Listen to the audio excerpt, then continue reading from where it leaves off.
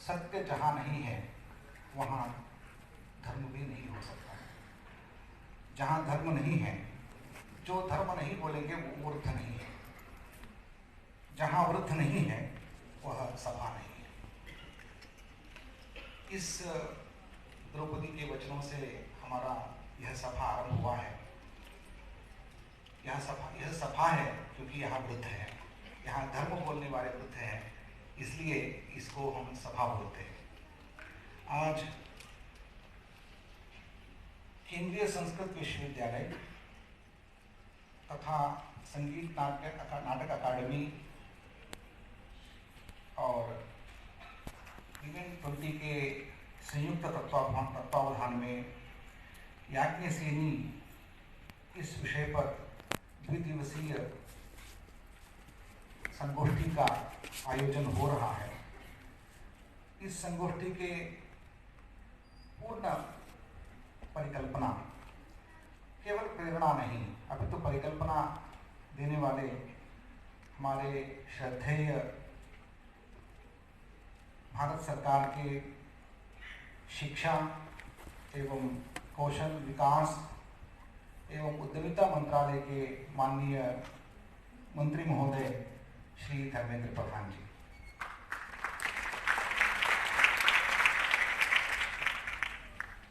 आपके इस परिकल्पना को हम यह सभा के रूप में परिवर्तित किया है। आज वह दिन नहीं रहे हैं जिस दिन हम केवल महिला शिक्षा के बारे में, महिला सशक्तिकरण के बारे में बात करते आते थे। आज वह दिन आ गए हैं। माननीय प्रधानमंत्री श्री नरेंद्र मोदी जी के नेतृत्व में हमारा भारत आगे बढ़ रहा है। इसका मतलब है हमारे नारी शक्ति आगे बढ़ रही है। तो नारी शक्ति के नेतृत्व में नारी नेतृत्व विकास यात्रा का आरंभ हुआ है।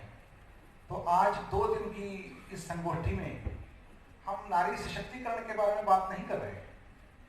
याज्ञसेनी यह तत्व को, यह प्रतिमा को, इस प्रतीक को मन में रखते हुए हम नारी नेतृत्व का एक नया विकास यात्रा के बारे में चर्चा कर रहे हैं। राष्ट्रीय शिक्षा नीति के क्रियान्वयन के संदर्भ में 3य वर्ष इस यज्ञ का संचालन हो रहा है। यजमान के रूप में हमारे माननीय शिक्षा मंत्री निरंतर कार्यरत है। अपने व्यस्ततम समय में, क्योंकि 29 और 30 2 दिन एक बहुत बड़ा शिक्षा संगम का व्यवस्था हो गई है। शिक्षा संगम में स्वयं माननीय प्रधानमंत्री जी आ रहे हैं। पूरे भारत से अनेक शिक्षाविद, सभी विश्वविद्यालयों के प्रतिनिधि मंडल यहाँ उपस्थित होने वाले हैं। इस व्यस्ततम समय में भी हमारे इस संगोष्ठी का आयोजन में आप स्वयं हमारे आह्वान को स्वीकार करते हुए यहाँ पधारे हैं। हमारे साथ इस मंच पर वह उपस्थित है। आपको मैं हृदय से स्वागत करता हूँ।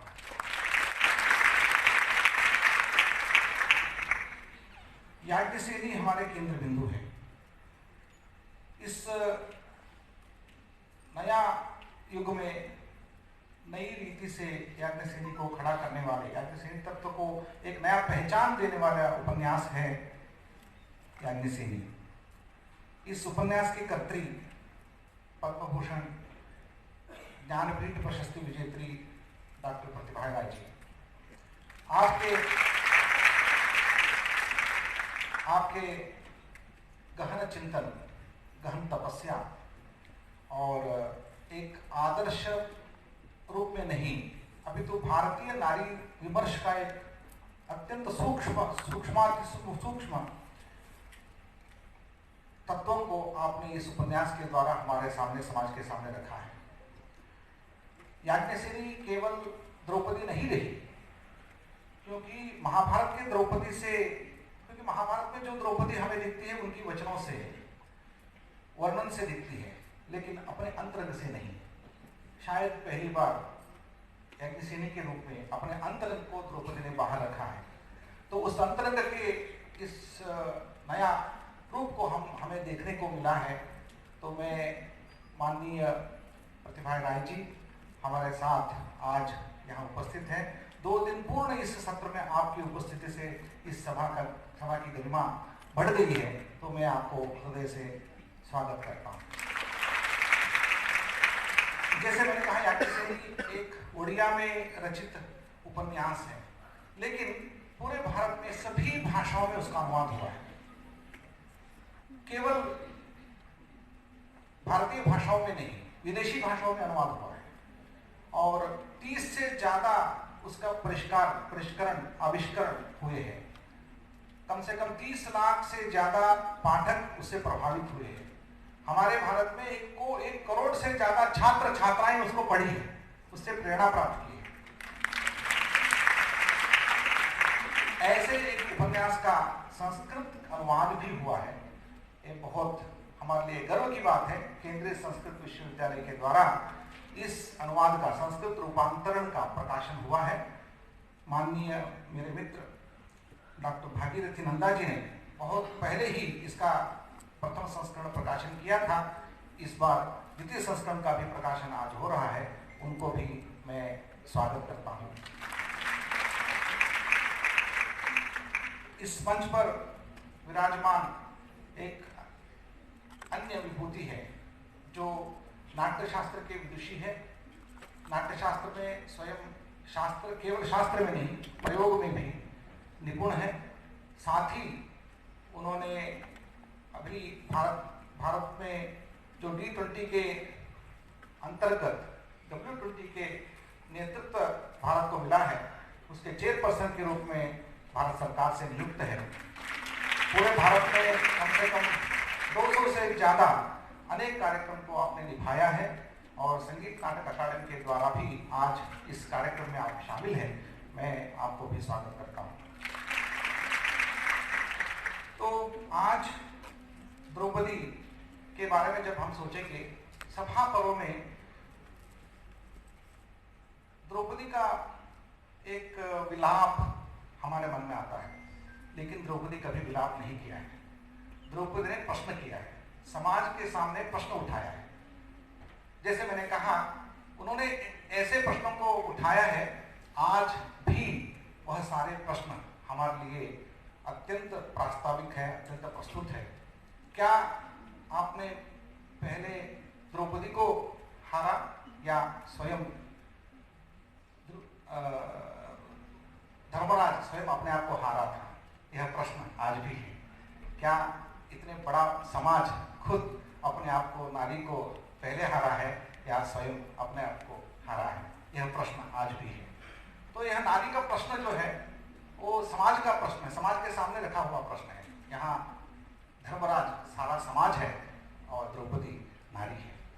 तो इस प्रश्न के साथ हम विचार करेंगे, लेकिन हम ये भी सोचते हैं, सभा में ये भी सोचते हैं कि द्रौपदी का वस्त्रापहरण हुआ है, लेकिन हमारा समाज में एक गलत अवधारणा ऐसे आ गई है।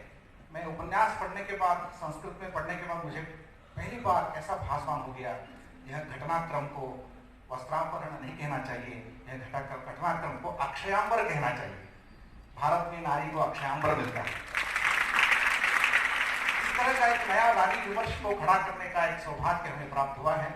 मैं आज इस कार्यक्रम के उपरांत एक बहुत सुंदर नाट्य प्रस्तुति होने वाली है, जिसमें द्रौपदी का पूर्ण जीवन यात्रा, फायर टू फ्रॉस्ट, मतलब अग्नि से आई है, लेकिन कैसे हिम में वो अपने आप को विलय कर दिया।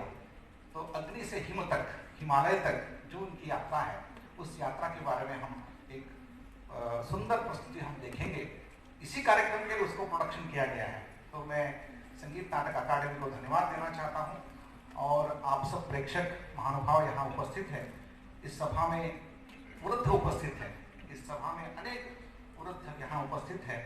मैं सबका नाम नहीं ले सकता हूँ, लेकिन आचार्य मुरली मनोहर पाठक जी, जो कुलपति लाल बहादुर शास्त्री संस्कृत विश्वविद्यालय के, प्रोफेसर हरे शतपति जी, professor Gopabandhu Mishra ji, professor Sudharani Pandey ji, professor सात्विक देवप्रिया जी, प्रोफेसर गिरीश्वर मिश्र जी, ऐसे अनेक महानुभाव वृद्ध इस कार्यक्रम में उपस्थित हैं।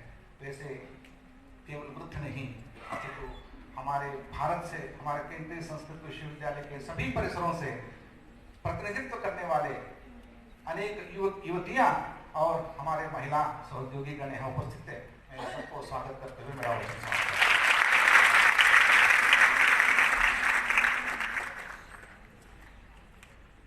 महाजनस्य संसर्गः तस्यो न उन्नतिकारकः पद्मपत्र स्थितं वाणी तस्ते भूता फलश्रियम्। महापुरुषों का सानिध्य सभी के लिए लाभप्रद होता है। Minister Dharmendra Pradhan ji, Padma Bhushan and Jnanpith awardee Pratibha Ray ji, honourable Varakhedi sir ji and professor Bhagirathi sir ji, क्योंकि हमारे W20 की बहुत सारी डेलीगेट्स विश्व में हैं और उन्होंने ये इनविटेशन पढ़ा और मुझे एक रिक्वेस्ट की है कि अगर कुछ इंग्लिश में आप बताएं तो हम इसके बाद की बातें अंग्रेजी में करेंगे। नारी समाज से कुशल वास्तुकार अस्ति। Women are the skilled architect of society. नारीस्तु राष्ट्रस्य स्वः, यानी women are the future of the nation. In order to craft this future, let us just peek into our past.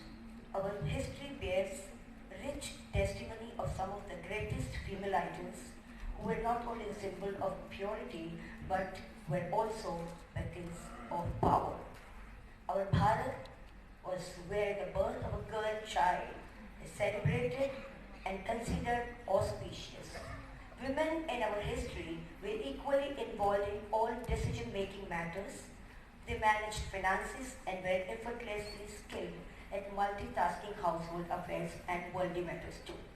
From the times of the three Devis, Nari Shakti, Devi, Saraswati, Lakshmi and Durga, to the Pancha Kanyas, to great mothers and women leaders, there is one common thread.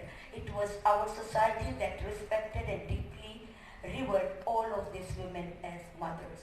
And where there is a respect for women, there is abundance and a growth.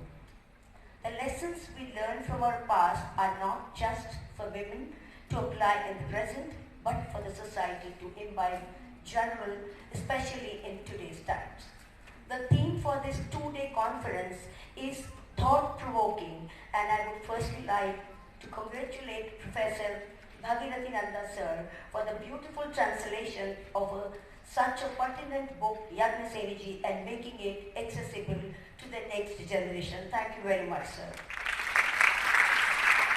I would also like to thank Honorable Vice Chancellor Shri Srinivas Varakhetti ji sir for his kind support for this Yagnaseni. The Sangeet and Natak Academy and W20, an official women's engagement group of G20, we are honored to host this conference in association with the Central Sanskrit University. Women from our history needs to be demystified, that is to be recognized not just as images of beauty and peace, but the icons of courage, resilience and wisdom. Each of these women are pioneering example of strength of character, dignity, voices of reason and diplomacy. They show us the path to dismantling the patriarchal mindset by their own assertive voices and independent choices by upholding their principles and commanding their self-respect. As Sadhvi Devpriyaji said earlier this morning, the feminine qualities of Smriti, Medha, Dhriti and Kshama are all Shaktis. They are powers that are ingrained in the basic fabric of women's nature. And if these energies are mixed and maximized and channelized, women can reach uncharted horizon. Madam Pratibha ji, taking an inspiration from the Yagnaseni, the life of women is incredibly hard, though that is when I resolved to work toward the fulfilling my own personal motto now is to Durga Gruhe Gruhe. They leave no women behind. If we just for a moment forget Durga is a goddess and view her in every woman, an ordinary woman like you and me, then every woman has a self-confidence. She has the ability to love and the capacity to endure. She is determined, she is devout, she will fight against all odds unflinchingly. She has 8 multitasking arms and an expansive brain. Durga may be the better half of Shiva, but her identity is not somebody's wife, mother or a daughter, even though she fulfills all these duties. She is a Durga, following her own path of righteousness and doing her own karma. Today we have gathered to celebrate that unwavering spirit, formidable strength, focused determination, and admirable dedication that women showcase in any task that they put their heart into. Despite all obstacles that hinder their path, they have defied the odds, shattered glass ceilings, and paved the way for future generation of women to follow. W20 believes that women can inspire women, they can pave the way for empowerment for more women, and we are delighted to be supporting these discussions that will tread towards building an equal and equitable society for women and charter the way forward for women-led development as envisioned by our Honorable Prime Minister Shri Narendra Modi ji. With this, I conclude with my repeating a W20 quote, Nari Vishwasya Nirmatri, Nari Vishwasya Sanskatri, Nari Vishwasya Rakshitri, Nari Moolam Hi Vishwasya. Jai Hind.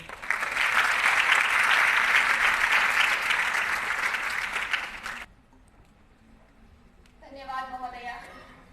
Yajnaseni धर्म, तपस्या और शक्ति का पर्याय है, जो कि भारतीय महाकाव्य एवं साहित्य में स्त्री शक्ति का एक महनीय उपन्यास है और हर्ष का विषय है कि यह उपन्यास अब हमें संस्कृत भाषा में भी उपलब्ध हो सकेगा और इस उपन्यास के संस्कृत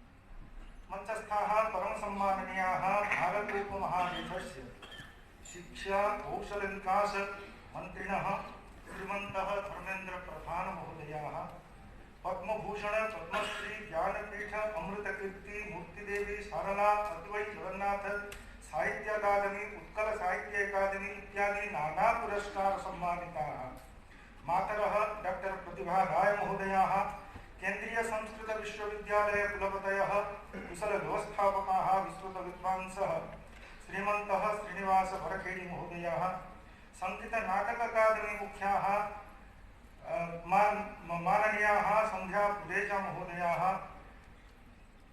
एवं अपरे आचार्याः हरे कृष्ण सतपथी महोदयाः आचार्याः अस्माकं कुलपतयः मुरली मनोहर पाठक महोदयाः एवं समेत विद्वांसः कालस्य स्वल्पत्वात् समेषां नामानि अत्र न बन्धामि केवलं स्थालीगुलागन्यायेन मार्गम अनुसरन् अग्रेसरामि। मित्रों,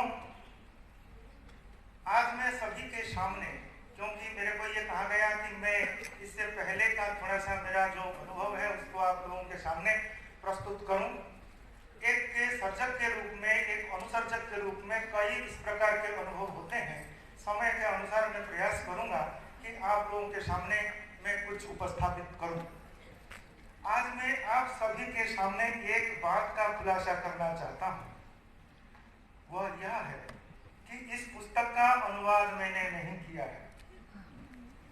स्वतःस्फूर्त सर्जनात्मक साहित्य की रचना रचनाकार के हाथ के कलम से नहीं होती, प्रत्युत उसका कलम और किसी के द्वारा चलता है, वह है अदृष्ट या शक्ति। रचयिता तो केवल कलम को व्यापारित करता है। सार्थक अनुवाद केवल मूल देखो, दूसरी भाषा में लिखो, यह नहीं है। सार्थक अनुवाद में अनुवादक को मूलकार के कलम के साथ जीना होता है। अतः उस परिप्रेक्ष्य में अनुवादक महज अनुवादक नहीं रहता, बल्कि अनुसर्जक होता है।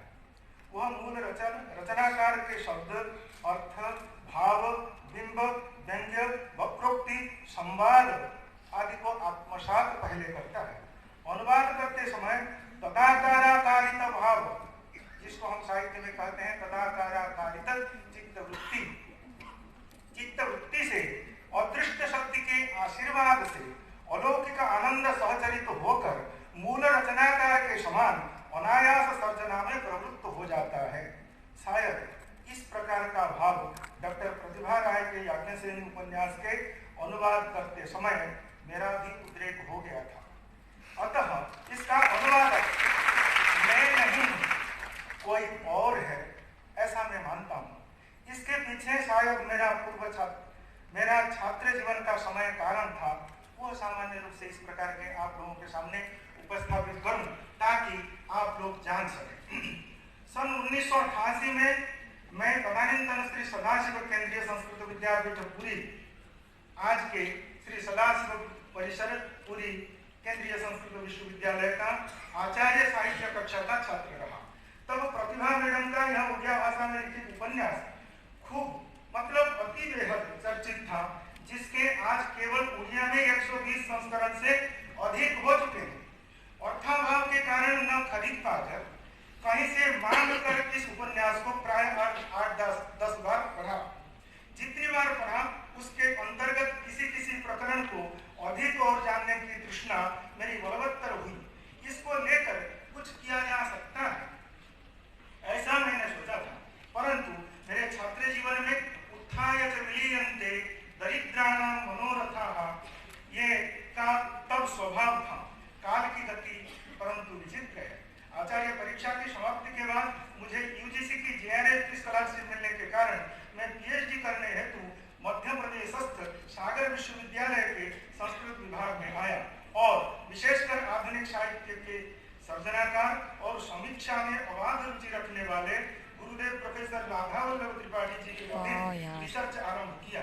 तब याज्ञसेनी समग्र भारतवर्ष प्रसारी होने के कारण गुरुजी ने मुझे इसके संस्कृत अनुवाद करने के लिए प्रेरित किया, परंतु तब मैं यह कार्य शुरू न कर सका। 1994 में मेरी पहली नियुक्ति हरियाणा संस्कृत विद्यापीठ बघोला, जो आज केंद्रीय संस्कृत विश्वविद्यालय के अधीन है, तब भी था।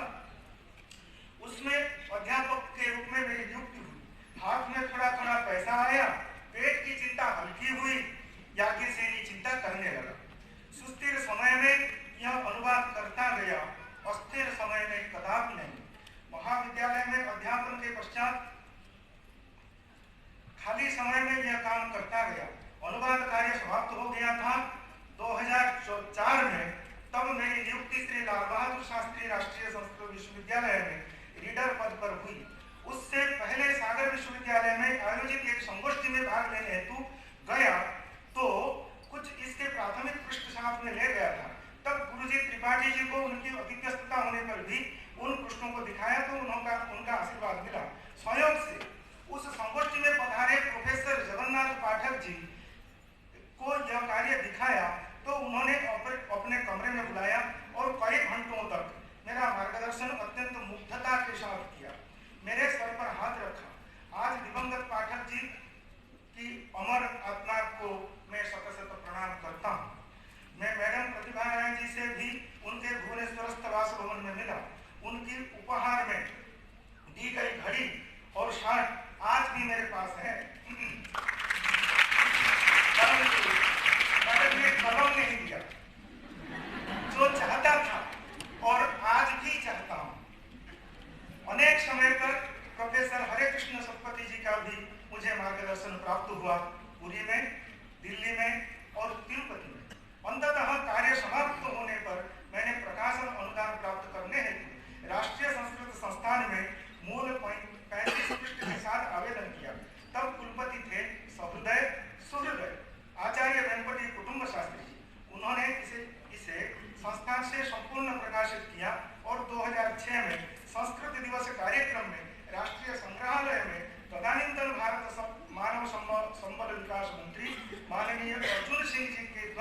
इसका अनावरण हो गया।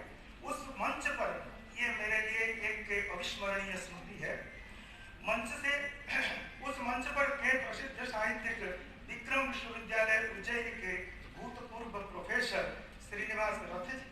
मंच से उतरने के बाद मैं उनसे प्रणाम करने के लिए गया तो उन्होंने मेरे ओर देखा और भावुक हो गए और रूंधे गले में ओडिया में मेरे से कहा, नंद तू आज गोटाए भल काम कलु, जार अनेक वर्ष पूर्वर अपेक्षा थिला, तू आहरी लेख, मु आज तोते भागीरथी नंद परिवर्ते जाज्ञसेनी नंद बोली डाकी। जो उड़िया भाषा को नहीं जानते हैं उनको मैं समझा देता हूँ। उन्होंने मेरे सर पे हाथ रखा और मैंने देखा कि उनकी आंखों में आंसू है और उन्होंने मेरे से कहा कि नंदा आज तुमने एक अच्छा काम किया और ये काम पहले से हो जाना चाहिए था। चलो ये बढ़िया काम किया है। आज मैं तुम्हें भागीरथी नंद के स्थान पर याज्ञसेनी नंद के नाम से पुकारूंगा और इसके लिए मैं तुम्हें बुलाऊंगा व्याख्यान करने के लिए कि किस प्रकार का अनुवाद होता है। मैंने ये किताब पूरी तरह पढ़ ली है और वहां पर तुम्हारा व्याख्यान कराऊंगा। यहाँ इसका कारण याज्ञसेनी मैं नहीं, याज्ञसेनी है मैं नहीं। उनकी बात सुनकर आचार्य पुतुंग शास्त्री जी ने कहा, इस पुस्तक में है क्या? शास्त्री जी ओडिया समझते हैं और बोलते भी कभी कभी हैं। आज एक प्रति मैं अपनी गाड़ी में रखूंगा, उन्होंने कहा मैं रखूंगा और पढ़ूंगा। दूसरे दिन उन्होंने मुझे संस्थान में अपने मुख्यालय में बुलाया और कहा, नंद इस किताब में क्या जादू है? मैं एक बार शुरू किया तो मेरे व्यस्त जीवन में मैं 300 पृष्ठ पढ़ गया। अनुवाद के समय विद्यमान शब्द, अर्थ और भाव तीनों को आश्रय कर मैंने काम किया है। मैडम ने इसमें नागर शब्दों का अधिकतर प्रयोग किया है। अविच्छिन्न अर्थ और भाव सौंदर्य के साथ उन शब्दों का प्रयोग करने का यथासाध्य मैंने प्रयास किया है। यह भी प्रयास किया है कि स्वाभाविक, सावलील, सहज बोध्य शब्दों का प्रयोग हो। मैडम का संवाद विधान बेजोड़ है और यहाँ पर मैं समय का अभाव है, कहना नहीं चाहता हूँ।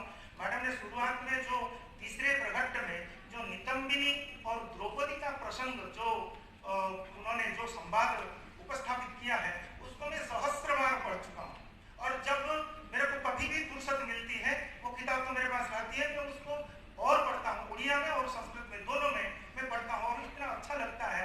और समय तो नहीं है, मैं आप लोगों के सामने उपस्थापित नहीं कर सकता हूँ, फिर भी एक वाक्य कह देता हूँ कि वो द्रौपदी पूछती है नितंबिनी से कि कृष्ण किस वंश में जन्म है। ये मैडम का कलम है, मैडम की कला है कि नितंबिनी से पूछती है द्रौपदी कि कृष्ण किस वंश में उत्पन्न है। नितंबिनी तो बाघ से कहती है, कन्या वरयते रूपम जो हम कहते हैं उसका बिंब लिखिए कि वंश तो पिता माता ढूंढते हैं, तुम तो रूप के बारे में पूछो। कन्या वरयते रूपम माता वित्तम पिता सुतम बांधवाः कुलमिच्छन्ति मिष्टान्नं वितरेजना। अर्थात ये भाव सामान्य समय पर और हम लोगों का और ये जल्दी आ नहीं सकता। इस प्रकार के अद्भुत संवाद, बेजोड़ संवाद इसमें रखा है और इनमें से एक है ये नितंबिनी द्रौपदी संवाद, उसको मैं सहस्त्र बार पढ़ चुका हूँ, मूल और अनुवाद उभय। अलंकारिक चमत्कार द्रौपदी का रूप वर्णन और वनशोभा के वर्णन में है। नारी जीवन का वास्तविक हृदय आवेग युद्ध के पश्चात शांति की कामना में है। मैडम ने एक संवेदनशील, क्योंकि मैं उचित मानता हूँ यहाँ पर आप लोगों के सामने इस बात को रखूं कि मैडम ने एक आप लोग, मैं तो कई बार रो चुका हूँ, कदाचित आप लोगों में वो भाव भी पैदा हो जाए। भीम दुशासन का वक्षस्थल भेद कर उससे खून ला करके द्रौपदी के केश में उसको प्रलेपित करता और देता है और तो द्रौपदी केश में प्रलेपित करती है। और इतने में समाचार आता है कि अभिमन्यु का वध हो गया।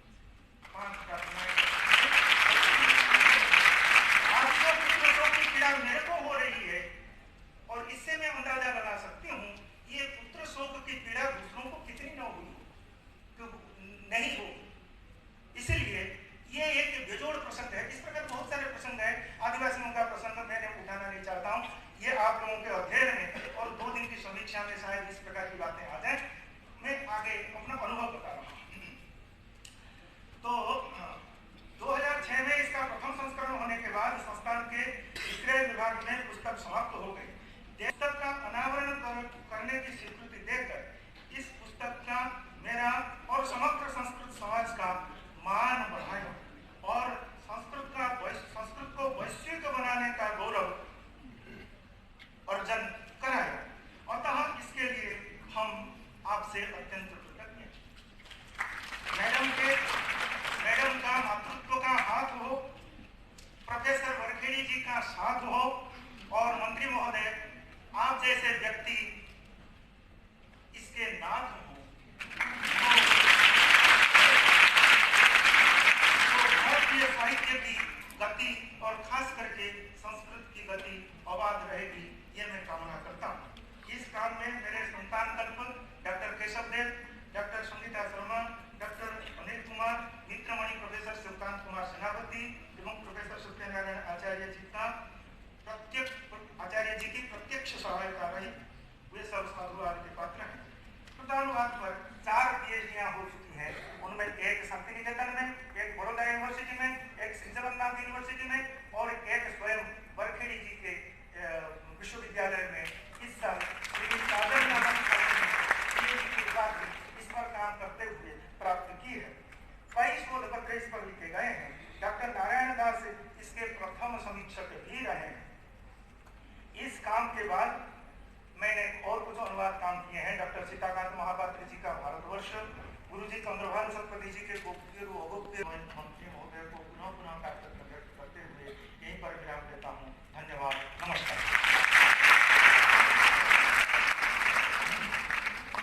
सतसैया के दोहे ऐसे जू नाविक के तीर, देखन में छोटे लगे घाव करे गंभीर। ऐसे ही अल्प शब्दों में आपने भाव विस्तार किया है और जनमानस के हृदय में एक जिज्ञासा उत्पन्न की है कि संस्कृत का जो याज्ञसेनी उपन्यास है वो कैसा होगा, और पुनः संकेत दिया है यहाँ पुनः संस्करण का। तो अभी उस पुस्तक के विमोचन के क्रम में हम उपस्थित हैं और मैं मंचस्थ अतिथि महानुभावों से निवेदन करूंगी कि यह पुनः संस्कृत होने वाली इस पुस्तक का अपने कलमों से विमोचन करें। जैसा कि प्रातःकाल आदरणीय कुलपति महोदय ने हमें बताया था कि संस्कृत में उपन्यास विधा में ऐसी बहुत कम पुस्तकें होती हैं जिनका पुनः संस्करण हो, तो हम सभी साहित्य मर्मज्ञों के लिए ये अत्यंत हर्ष का विषय है कि इस पुस्तक का पुनः संस्करण जनमानस के हस्त में है।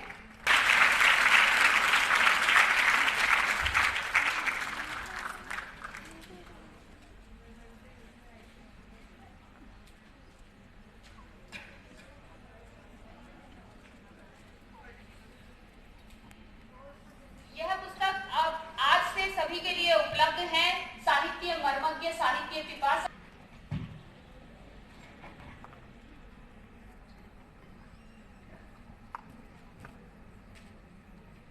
जगन्नाथ स्वामी नारायण पथगामी तुम्हें सर्वप्रथमे उत्कल श्रेष्ठ कलाकार श्री जगन्नाथ को प्रणाम करुछि।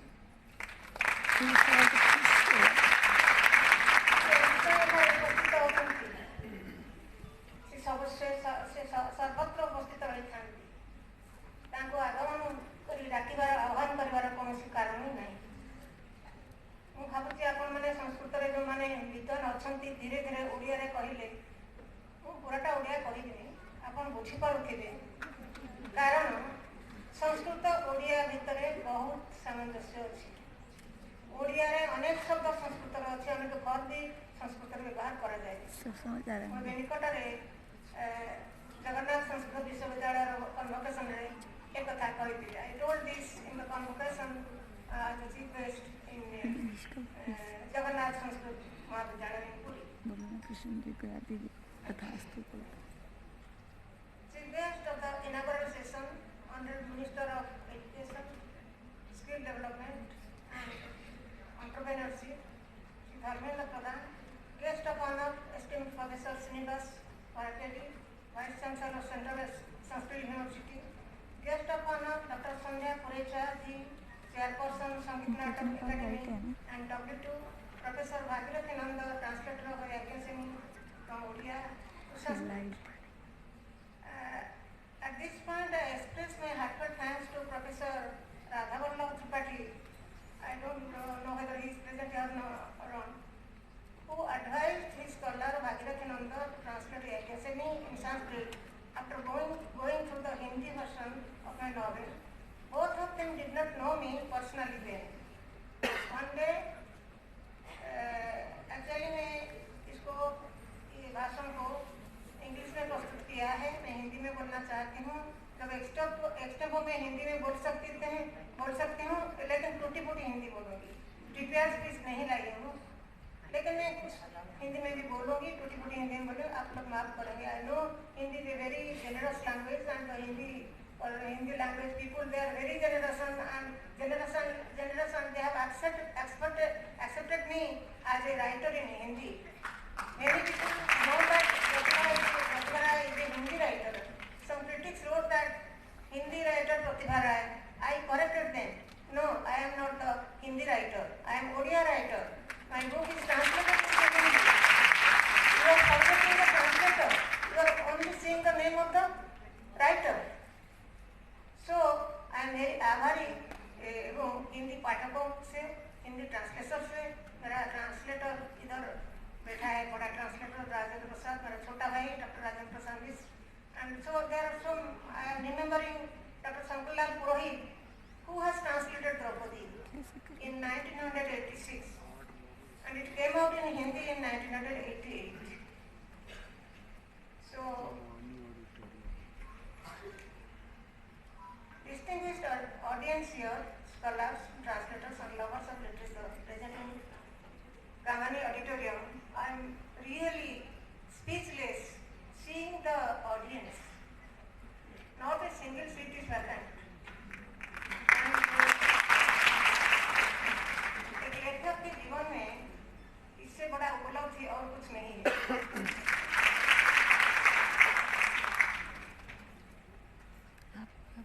मैंने नहीं सोचा था कि संस्कृत ट्रांसलेशन ऑफ याज्ञसेनी का अनावरण उत्सव एक महोत्सव बन जाएगा।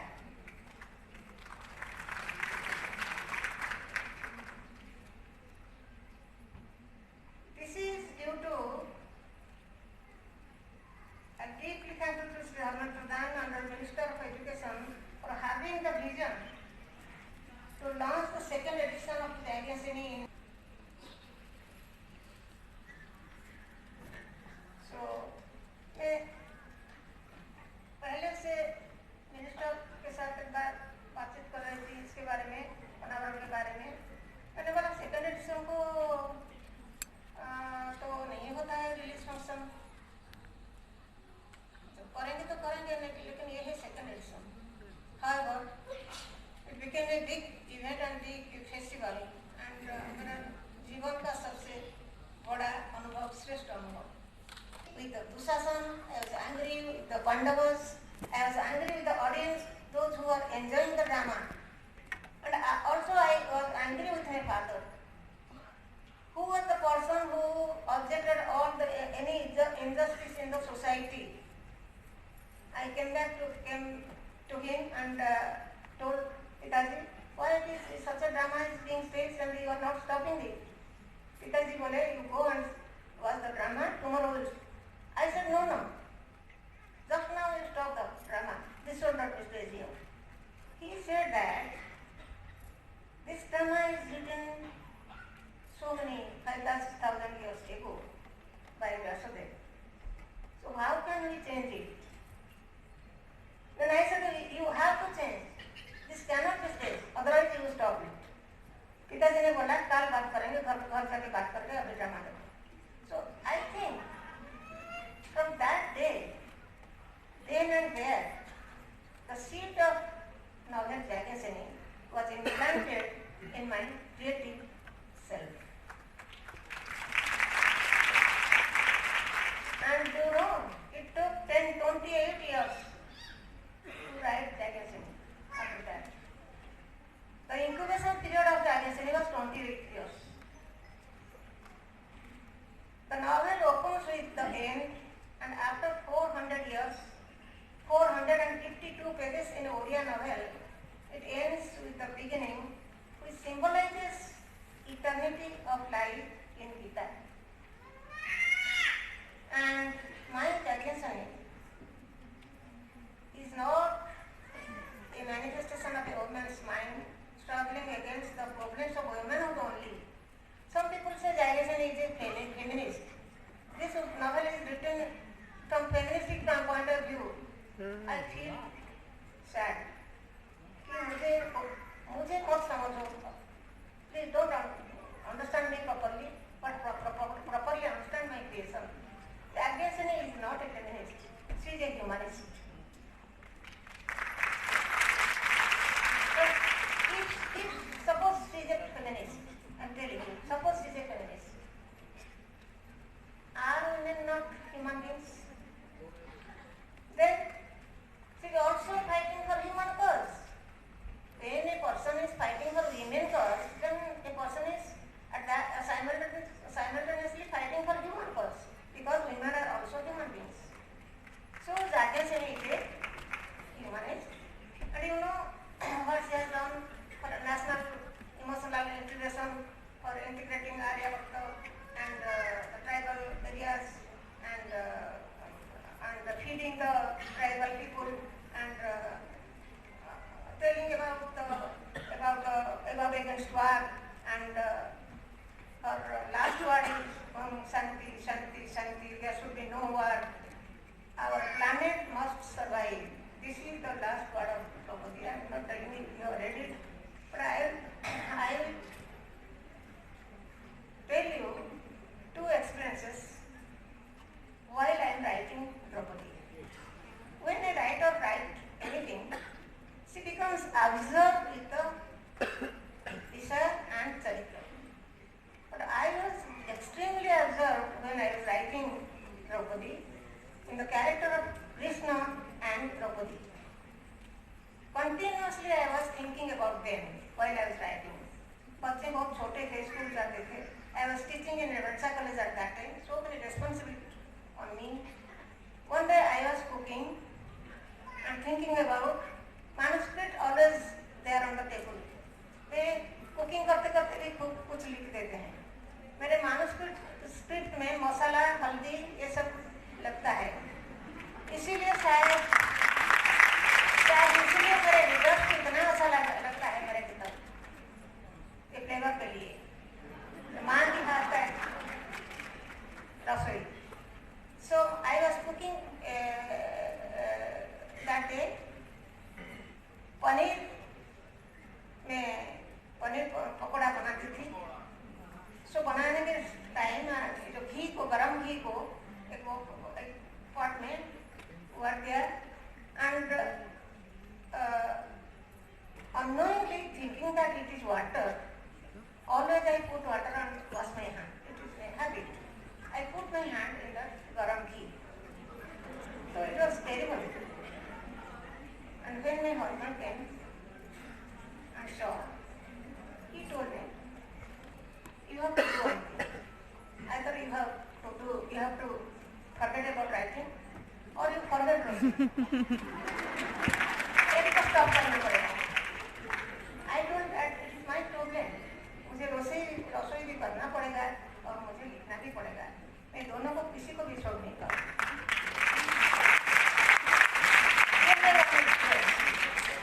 Second experience I will tell you, and I'll stop. I was suffering high fever. I went to Bhubaneswar as external to a college, and attacked by a viral fever, and the temperature was 304, and I was coming in a car, sleeping in the backside. While coming from Bhubaneswar to Cuttack, I saw on the embankment Lord Krishna is standing, and he is smiling in the peculiar smile. Peculiar smile. I told the rider, stop the car, and the car was in a speed, and I उसको डांटने लगी कि कृष्ण खड़े हुए थे, मैं अच्छे से देखना चाहता था, तो तुम क्यों गाड़ी स्टॉप नहीं किया? ना माँ सो गए, सोचे हम डॉक्टर के पास जाएंगे. तो घर पहुंची, घर में बेटी थी, मेरे हस्बैंड थे, 104 टेम्परेचर था. डॉक्टर पास गए तो बोले उनको एडमिट कर दीजिए. मैं नहीं है, एडमिट कैसे करेंगे, क्या करेंगे, हॉस्पिटल में बच्चे हैं घर में, तो घर में जब ट्रीटमेंट करेंगे तो औसत ले जाइए, इंजेक्शन आके दे दिए और बोले कि 102 से नीचे से टेम्परेचर को गिराना पड़ेगा। I was sleeping and my बेटी एंड माई हस्बैंड और they are sitting with me and आँख बंद कर मैं सो रही थी। उस समय मैं देखा कि कृष्णा खड़े हैं सामने with that typical smile, typical beautiful smile। मैं खोल गया, बेटी बोला जाओ देखो फ्रिज में 2 स्टीम समोसे ला के कृष्ण को दियो, फिर हाथ खोल कर दिया। बेटी ने बोला क्या बोलते हो तू? मैंने बोला 2 स्टीम समोसे are there and bring and Krishna को दे दो, बाजार से मंगाओगे उनको दोगे वो नहीं खड़े होंगे, उनके बहुत काम है, स्टीम समोसे खाने के लिए इधर नहीं खड़े होंगे। इसके बाद मैं फिर आँख बंद कर दिया। मेरी बेटी रो पड़ी क्योंकि हमारे विश्वास है उड़िया में कि जब किसी का अंतिम क्षण उपस्थित होता है वो कृष्ण को देखते हैं और इष्ट देवों को देखते हैं। वो रो पड़ी, मैं आँख खुल गया, क्या हुआ? कृष्ण है, तुमको खुशी होना चाहिए, तुम रोती हो, क्या संदेश दिया या नहीं? फिर आँख खोल तो मेरी बेटी गई, मेरे हस्बैंड ने बोला देखो संदेश दिया नहीं, शायद इट इज डिलीरियम, संदेश दिया नहीं। Actually there were 2 steam संदेशेस। Why I am telling you? I found the steam संदेशेस of rasgulla in the fridge because my husband was a diabetic person। I found something, so there was 2 संदेशेस and I remember it. I don't know whether it's delirium or real or a dream, I don't know, but I have seen Krishna as I have described him in my story। This is my honor, so I am really grateful to Mantri for this big affair। I am humbled। First I thought I will be speechless, but कुछ बोल सकी। I am very much thankful to Bhattacharya, Professor Bhattacharya, university का वाचस्पति, जो है कि मेरा essence of my novel, patience, penance and power, that is the essence of my novel, वो पकड़ लिए एसेंस को। And I am very happy with the topic of the seminar। And I am very much thankful to Orecha ji, the President of Sangeeta Natak Academy, for joining hand to make the 2 days national conference successful। And I am very much impressed with his warm hospitality, and I attended one day. I had the scholars, and I never knew that I have written this, as if I am listening to somebody else writing. So I wrote once, and readers and scholars, they have found many facets Draupadi and from their different angle of view. So it is their credit, not my credit. I have only written once, and the credit goes to Bhagirathi। I bless him. He is such a sincere and good translator, very sincere translator। One thing I will mention, I have another novel on mythology, that is an Ahalya. Ahalya के बारे में India में उपन्यास नहीं है, काव्य है, कविता है, उपन्यास नहीं है शायद।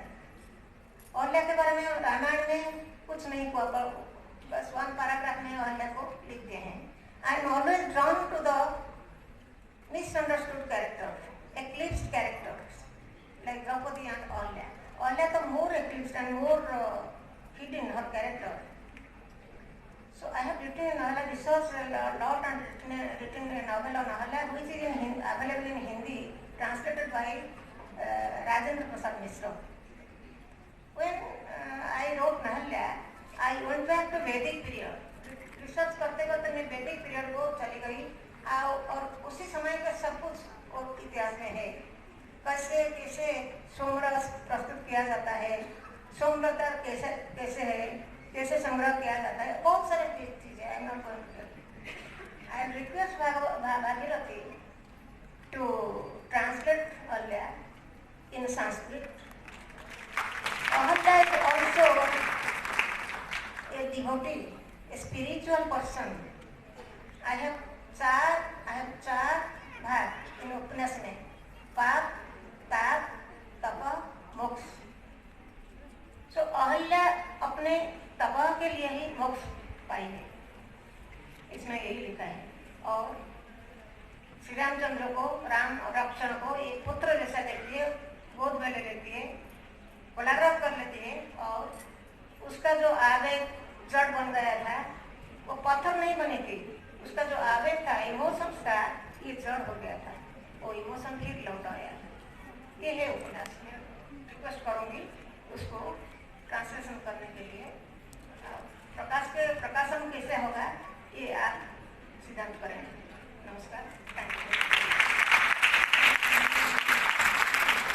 पुस्तक की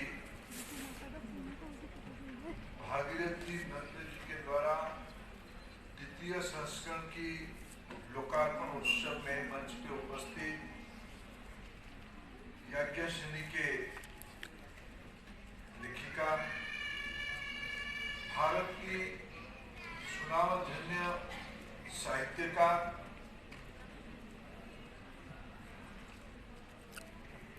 डॉक्टर प्रतिभा राय जी, उनके नाम पे इतने प्रतिभाओं की विश्लेषण है, उपमा है, वो सब कम हो जाएगी। अपने आप में डॉक्टर प्रतिभा राय एक इंस्टीट्यूशन है जिनकी सहृदयता से, सही मायने में एक कल्पता से इस कार्यक्रम की रचना की गई। केंद्रीय संस्कृत विश्वविद्यालय के कुलपति प्रोफेसर बरखेड़ी जी, संगीत नाटक अकादमी के अध्यक्ष तथा वुमेन 20 महिला 20 की वर्तमान के अध्यक्षा डॉक्टर संध्या पुरेचा जी तथा इस किताब की अनुवादक प्राध्यापक भागीरथी नंद जी और संगीत नाटक अकादमी तथा W20 ने मिलकर भारतीय नारी शक्ति दिवस पर राष्ट्रीय संगोष्ठी का आयोजन किया है, जिसमें देश की लगभग प्रतिष्ठित विद्वान, विशेषकर विदुषियों द्वारा भारतीय साहित्य में विश्व की बहुचर्चित महाभारत की अजोशी पात्री द्रौपदी की जीवन प्रसंग और संघर्ष तथा उसे जुड़ी अनुभवों पर विमर्श किया जा रहा है। कुछ दिन पहले जब मेरे को ये पता चला याज्ञसेनी की संस्कृत में दूसरे एडिशन की एक अवसर है, मैंने उस दिन प्रतिभा जी हमें आशीर्वाद करने आए थे। मैंने जब देखा तो हमें पता नहीं था कि इसकी पहला खंड की प्रकाशक स्वयं केंद्रीय विश्वविद्यालय दिल्ली था। तो मैंने बरखेड़ी जी को अनुरोध किया था टेलीफोन पे, बरखेड़ी जी जो लोग सब हम यहाँ उपस्थित थे कहीं ना कहीं याज्ञसेनी से जुड़े होंगे, याज्ञसेनी पढ़े होंगे, उड़िया में पढ़े होंगे, हिंदी में पढ़े होंगे, इंग्लिश की 20 एडिशन आ चुका है। मैंने पूछा प्रोफेसर राय से क्या इसका भावार्थ उड़िया जैसे आए हैं क्या? उन्होंने तो 20 एडिशन छपा कैसे? ये बात भी सही है। 120 एडिशन उड़िया में छपा है। शायद हमारी व्यवस्था में कितने लोग एक किताब को पढ़े, उसकी कोई अकलन की शायद अभी व्यवस्था नहीं। आने वाले दिनों में एक साथ 4 GPT बता सकता है। बताओ जैकिंसन कितने लोगों ने पढ़ा है? एक बार मैं तो आज 4 GPT को पूछूंगा जैकिंसन में है क्या, आज पूछने वाला। लेकिन आप सभी के अंदर 4 GPT जैकिंसन से जुड़ा है। शायद दुनिया के अंदर सबसे ज्यादा पढ़ने वाले किताबों में निस्संदेह याज्ञसेनी एक किताब होगा। मैं उसको जिम्मेदारी के साथ दावा कर सकता हूँ। और मेरे मन में जो उस समय में भाव आया, कल्पना तो मैं कर ही नहीं सकता हूँ, भाव आया तो मैंने बरखेड़ी जी को बताया। कुछ दिन के बाद बरखेड़ी जी संध्या जी को ले आया। मैं थोड़ा अटपटा रहा कि भाई बाय 1 गेट 1 फ्री कैसे। और मैं उड़ीसा से आया था, एक शिशु नाटक वीर बालक बाजीराव के बारे में नाटक उसके पूर्व संध्या में देख के आया था। कुछ वहां के कलाकार मित्र मेरे को नाटक एकेडमी के बारे में कुछ परामर्श दिए थे। मैं मन ही मन सोच रहा था कि मैं किसे मिलूं, किसे कहूं इस बात को। तब संध्या जी को बरखेड़ी जी लेके आए और उन्होंने कहा कि हमने कार्यक्रम ऐसे सोचा। और W20 इससे और कोई बढ़िया बात नहीं हो सकता है। जब विश्व में भारत अपने पूर्व गौरव के आधार पे महाशक्ति बनने पुनः जा रहा है, उसी समय में जब प्रधानमंत्री नरेंद्र मोदी के नेतृत्व में हम G20 की अध्यक्षता कर रहे हैं। और भाइयों और बहनों, इस बार G20 की अध्यक्षता सिर्फ कुछ देशों को इकट्ठा आकर कुछ विषयों पर विमर्श करना, ऐसा भारत ने उसको नहीं रखा। प्रधानमंत्री जी ने विश्व की G20 आखिर है क्या? विश्व की बड़े चौधरियों का तो पंचायत है, बड़े बड़े एजेंसियों का तो एक क्लब है। जब भारत के नेतृत्व को उसका अवसर मिला, प्रधानमंत्री जी ने विश्व की इमर्जिंग इकोनॉमी को बुलाया, गरीब देशों को बुलाया और उन्होंने कहा कि आप हमें बताएं आपकी भाव क्या है, आपकी अपेक्षा क्या है, आपकी आकांक्षा क्या है, आपके एस्पिरेशन क्या है। हम आपकी बात को G20 के मंच पे रखेंगे और हम पाश्चात्य देश और ग्लोबल साउथ के बीच में सेतु की काम करेंगे। और उस बैकग्राउंड में और महिला एक विषय है। मैं मित्रों देश की शिक्षा विभाग के दायित्व में हूं, रोज परीक्षा दे रहा हूं, रोज नई बात सीख रहा हूं और मैं सदैव विद्यार्थी के नाते तैयार भी रहता हूं। आज कोई इंटरव्यू देते हैं, उन्होंने कहा कि हम जब विद्यार्थी थे हम उसको उस अवसर को हमारे समय में उतना अवसर नहीं था, लेकिन आज के विद्यार्थियों के पास इतना अवसर है। मैं ऐसा नहीं मानता हूं। Education is a life long process, learning process. जिंदगी की आखिरी क्षण तक मनुष्य सीखता है और मैं तो रोज सीखता हूं। आज मैंने यहां सीखा हूं। जब विश्व पाश्चात्य देश ये फेमिनिज्म की बात लेकर बहुत आग्रही रहता है, उनके लिए बहुत शब्दावली भी ढूंढा है। एम्पावरमेंट को एक दृष्टि से उन्होंने देखा है। उस समय में और एक शब्द में शिक्षा विभाग में जो हमारे राष्ट्रीय शिक्षा नीति बनी है उसमें कहा गया है भारत की शिक्षा को जड़ से जुड़ना। मैं किसी से उसको व्याख्या करते हुए उन्होंने कहा कि अब फिर आप पुराने चीजों को सिखाने ले जाओगे, तो मैंने कहा ऐसा तो नहीं है।